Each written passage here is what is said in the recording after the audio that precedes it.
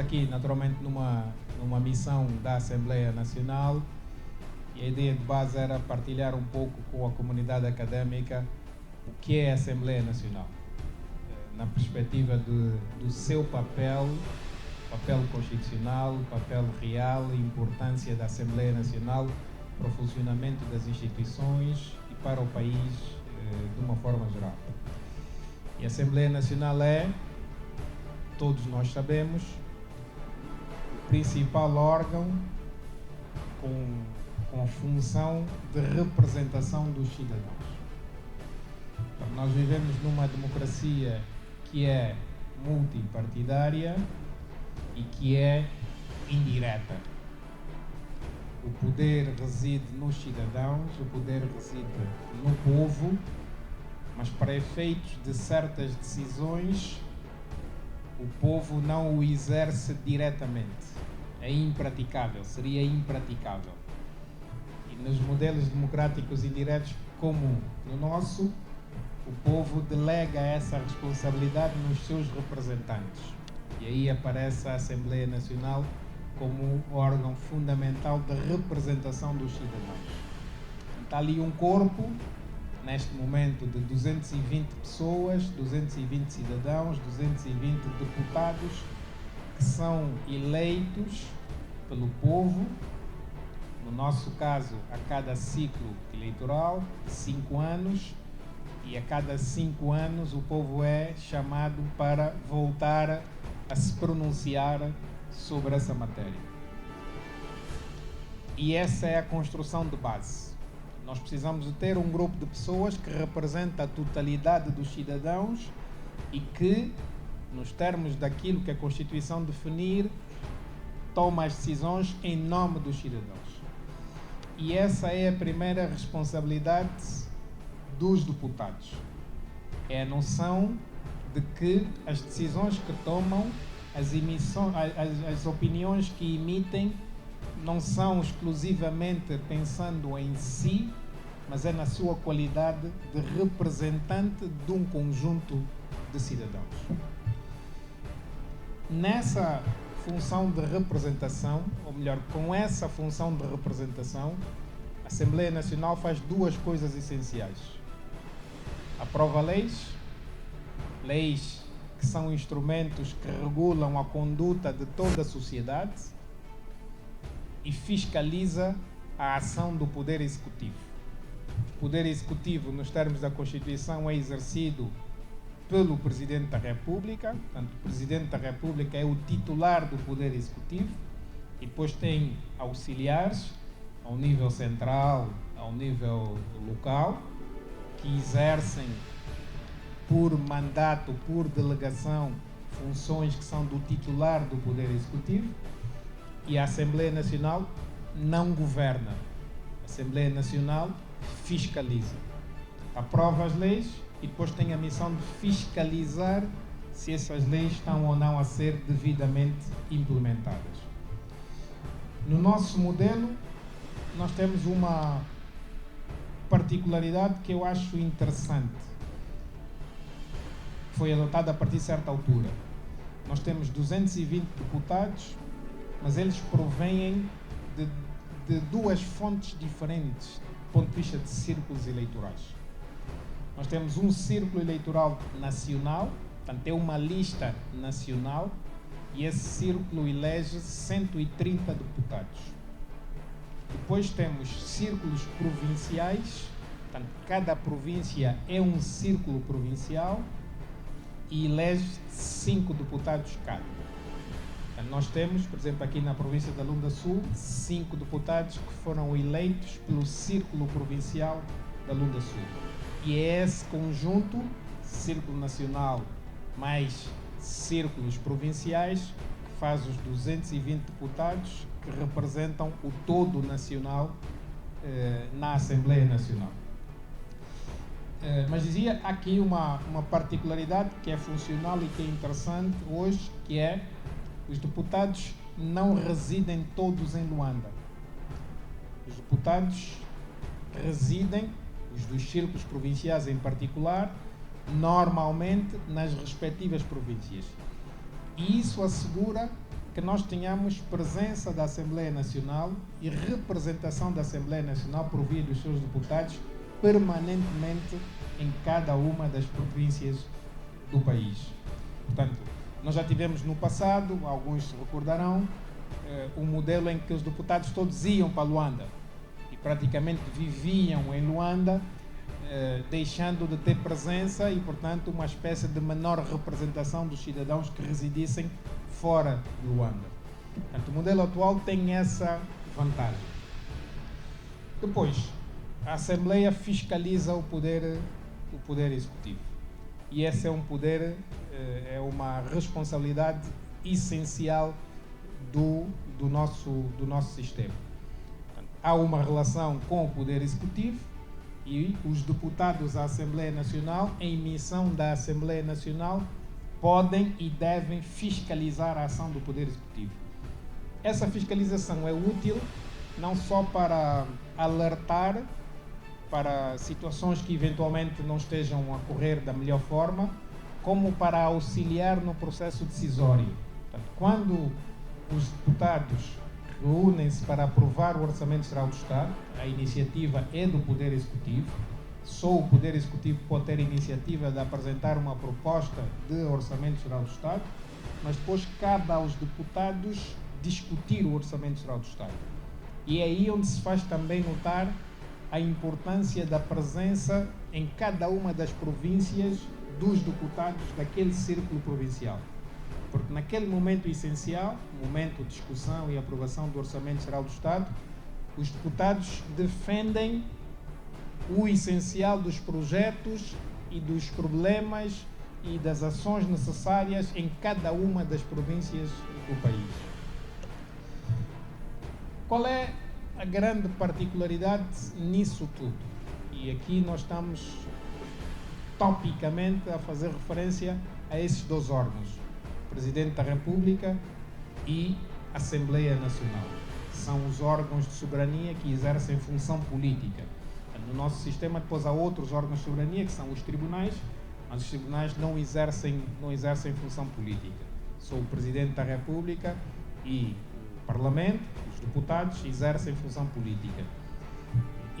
E a particularidade do nosso sistema está na construção constitucional da relação entre o Presidente da República e o Parlamento. Eu talvez destacasse aqui alguns dos principais domínios dessa intervenção. Primeiro, assenta no princípio da separação de poderes. Quer dizer, o Presidente da República é poder executivo, para além, obviamente, da função de chefe de Estado, e o Parlamento é poder legislativo. Ambos os órgãos são independentes um do outro, ambos os órgãos são órgãos de soberania e cada um tem as suas responsabilidades definidas na Constituição.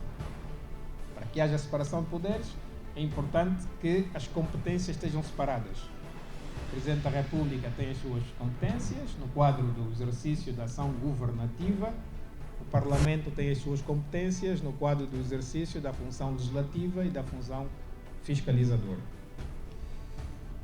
Segundo, a separação não é uma separação, chamemos estanque. Não há ali um muro que separa o poder executivo do poder legislativo. Pelo contrário, é uma separação que tem interdependência, que tem pontos de contacto entre ambos. E, portanto, o Presidente da República, na sua ação, em alguns atos, precisa do Parlamento.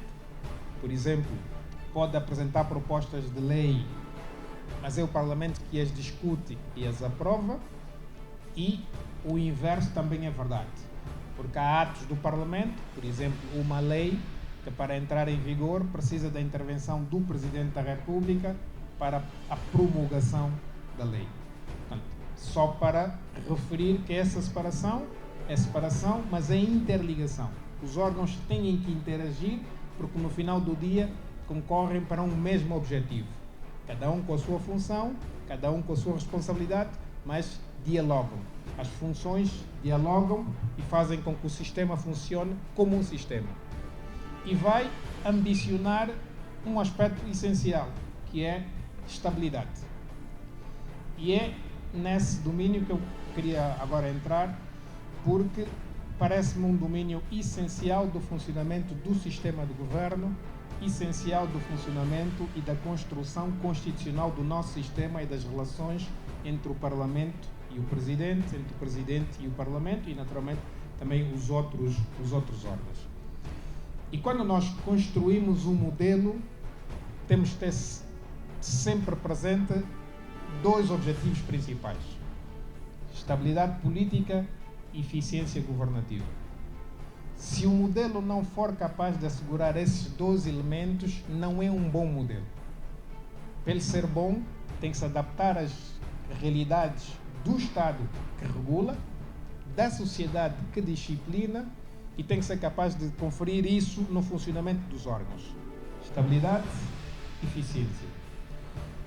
Para que isso aconteça, ele tem que funcionar como um sistema. Isso é particularmente essencial em países como os nossos, países africanos, países como Angola, que têm uma determinada história, uma história de 500 anos de colonização, uma história de 50 anos de independência, uma história de 27 anos de conflito armado, todo um conjunto de situações que nos obriga hoje a andar mais rápido. Todos nós, na sociedade hoje, queremos andar mais rápido. Sentimos a necessidade de andar mais rápido na resolução dos problemas, na criação de oportunidades. Precisamos de andar mais rápido.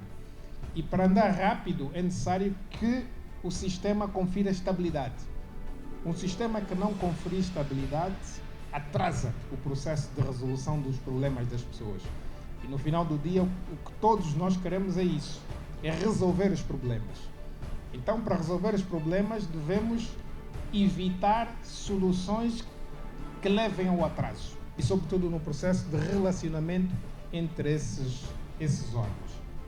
E é aí onde 2 ou 3 aspectos chamam a atenção no nosso modelo. Primeiro, a dimensão eleitoral, o modelo eleitoral selecionado previsto na Constituição, que, como sabem, é um modelo que combina a eleição do Presidente da República e dos deputados da Assembleia Nacional. Portanto, quando nós votamos, e acho que a maior parte das pessoas aqui nessa sala já votou pelo menos uma vez, quando nós votamos no nosso modelo, nós exercemos um único voto, que é num boletim de voto que aparece simultaneamente a identificação do partido concorrente e do candidato que esse partido apresenta para ser o Presidente da República. Essa solução, que é uma solução, chamemos, criada pela Constituição angolana, faz com que, tendencialmente, o modelo combine Presidente da República e maioria parlamentar, aspecto essencial para a estabilidade no funcionamento do sistema. Portanto, nós não temos eleições separadas, temos um modelo de eleição em que nós votamos simultaneamente para o candidato a presidente e para o seu partido naquelas eleições. Portanto, são as eleições gerais e, com aquele voto, nós escolhemos 2 órgãos de soberania. Escolhemos Presidente da República e escolhemos deputados à Assembleia Nacional. Segundo aspecto, no nosso modelo não há possibilidade de interinfluência recíproca para efeitos de dissolução ou destituição dos órgãos, excepto em situações pontuais. Dito de outro modo, o Presidente da República não pode dissolver a Assembleia Nacional. A Assembleia é eleita para um mandato de 5 anos e tem que fazer os 5 anos. Não há esse poder de dissolução da Assembleia Nacional e, ao mesmo tempo, a Assembleia Nacional não pode destituir o Presidente da República. Isso é um aspecto de separação de poderes para que se preserve estabilidade e se preserve espaço de intervenção de cada um dos órgãos. Naturalmente, como em muitas coisas na vida, há exceções. A única situação que pode levar à intervenção do Parlamento para levar à destituição do Presidente é sempre por via judicial, no final do dia, é situação de responsabilidade criminal. Uma situação de responsabilidade criminal, bom, a decisão é judicial, em alguns casos será do Tribunal Constitucional, em outros casos será do Tribunal Supremo, e a Assembleia Nacional só promove e aprova inicialmente para que depois os tribunais façam o julgamento. Essa é a única situação. No sentido inverso, há uma possibilidade constitucional que o Presidente da República tem de dissolver indiretamente, chamemos, a Assembleia Nacional, que é numa situação de bloqueio institucional, em que o próprio sistema precisa de ter alguma solução. Imaginemos num cenário em que o Presidente da República, que é o titular do Poder Executivo, tem dificuldades no funcionamento e no seu relacionamento com o Parlamento, e o Parlamento é essencial para o exercício da ação governativa. Portanto, sem o Parlamento não se consegue governar, porque para governar precisa de leis, precisa de orçamento, e se o Parlamento não aprovar essas leis e esses orçamentos, não se consegue governar, e o sistema precisa de ter resposta para esse tipo de situações. Se nós estivermos perante uma situação em que há um bloqueio no funcionamento do sistema, repito, o objetivo é evitar o máximo possível que isso aconteça, o sistema tem que assegurar estabilidade, mas pode eventualmente acontecer. E aí, imaginemos, há um orçamento que o Presidente da República apresenta ao Parlamento, esse orçamento não é aprovado. Aproveita um segundo orçamento, não é aprovado. Devemos estar perante uma situação de bloqueio institucional. Nesses casos, o que é que diz a Constituição? O Presidente da República pode, é um caminho político, haverá outros, o Presidente da República pode autoadmitir-se, e a Constituição chama isso de autoadmissão política, e essa autoadmissão vai dar lugar à dissolução do Parlamento e à realização de eleições antecipadas. Portanto, ali é uma situação de bloqueio, o sistema parou, não está a funcionar e não pode continuar assim. E aí, a única solução pode ser fazer novas eleições. E é nesse caso que o Presidente da República pode autoadmitir-se, e a Constituição distingue essa autoadmissão da renúncia. Portanto, isso não é uma renúncia, é uma autoadmissão política que tem como consequência a dissolução do Parlamento e a realização de eleições antecipadas. Essa construção, que é uma construção própria da Constituição angolana e que partiu de um objetivo de olhar para a realidade e trazer uma solução para a realidade angolana, leva-me a tal ponto central com o qual eu quero concluir e que é, diria, característico, ou que deve caracterizar o espaço tipicamente académico. A academia tem que estar ao serviço da sociedade. Só faz sentido existir a academia se ela tiver um papel de contribuir para o desenvolvimento da sociedade. Se nós tivermos uma academia que não traz contributo para o desenvolvimento da sociedade, ela não está a cumprir o seu papel. Só que nisso é essencial um aspecto que a nossa academia não pode perder de vista nunca. É que cada sociedade é uma sociedade. Nós estamos hoje num mundo em que tende quase a não haver sociedades particulares e tendemos a pensar que há uma espécie de sociedade global, em que há uma parte do mundo que pensa e a outra parte do mundo que executa, que segue. O papel da academia é impedir que isso aconteça. A academia tem que ser capaz de ler a sua sociedade, compreender o seu problema e buscar solução para o seu problema. Repito, isso é hoje cada vez mais difícil porque nós entramos numa espécie de sociedade global. Com um telemóvel, com um computador, nós sabemos o que se passa em todo o mundo e às vezes não resistimos à tentação de olhar para uma realidade de outro mundo e pensar que essa realidade é a nossa, de olhar para uma solução de outro mundo e pensar que essa solução é a nossa.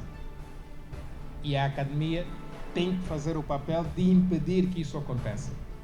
Conhecer a realidade, pensar a realidade, ousar criar, mas criar para a realidade. E o paralelismo com a Constituição é este: é que muitos aspectos da nossa Constituição foram pensados a partir da nossa realidade e para a nossa realidade.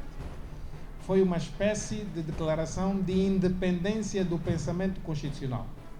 Quer dizer, ok, cada país tem a sua Constituição, os outros países têm os seus modelos, mas nós não temos que trazer os modelos dos outros para importar, chamemos, para trazer para o nosso país. Isso não funciona como uma espécie de transplante de órgãos, que é tirar o órgão de uma pessoa para introduzir noutra. Se tirarem um rim de uma pessoa para pôr noutra pessoa, se os rins não forem compatíveis, aquela pessoa morre. Aqui é a mesma coisa. Se nós formos importar um modelo do outro e trouxermos para a nossa realidade, quando as realidades são diferentes, aquele modelo não vai funcionar. E a academia, repito, tem esse papel de impedir que tal aconteça. Para isso é necessário pensamento próprio, autonomia de pensamento, ousadia, falta de medo, falta de receio e apostar nas soluções, com os riscos que ela tem, mas só assim é que conseguimos fazer caminho. E é isso que deve ser transversal para a nossa sociedade. A nossa capacidade de sermos nós a pensar os nossos problemas, a nossa capacidade de sermos nós a enfrentar os nossos problemas, independentemente do que se passa nos outros sítios, e encontrarmos soluções para os nossos problemas concretos, que serão as únicas que vão resolver os nossos problemas. As soluções dos outros não resolvem os nossos problemas. E era essa a mensagem que eu vos queria transmitir. Muito obrigado.